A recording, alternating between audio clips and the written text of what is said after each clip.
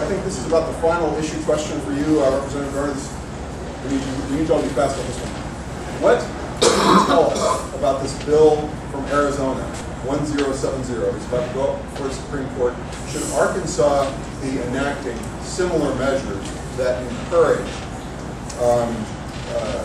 illegal immigrants to leave Arizona? Should Arkansas be doing something like that in Arkansas? Okay, Mr. Greenberg, I'm not familiar with all the aspects of 1070.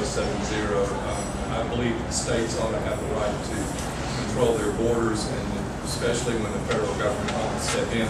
But I'm going to have to back off on the specifics of that.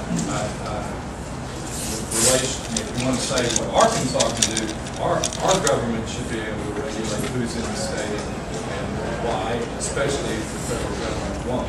States' rights issue. They're making us put the bill for the people here, but they're not enforcing the national. Representative Sanders, do you want to make a quick comment on 1070? Well, I do think that we will see a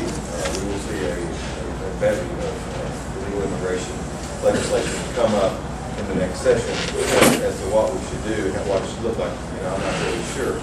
I do know that my simple philosophy is this: we need to eliminate things that entice illegal immigrants to move to the state. I think that is clearly what we need to do. And what we ought to do is disincentivate. And in eliminating those magnets, we also should create disincentives for them to come here. I do think that we should make use of existing law and work with ICE, work with all federal agencies to hold and detain illegals, and for that matter, deport them when we have them. The fact is, you've seen it in the newspapers. We have illegals who are increasingly committing acts of violence against our citizens, and we don't need to do anything that would encourage them to be here. And on the flip side, we need to encourage them not to come.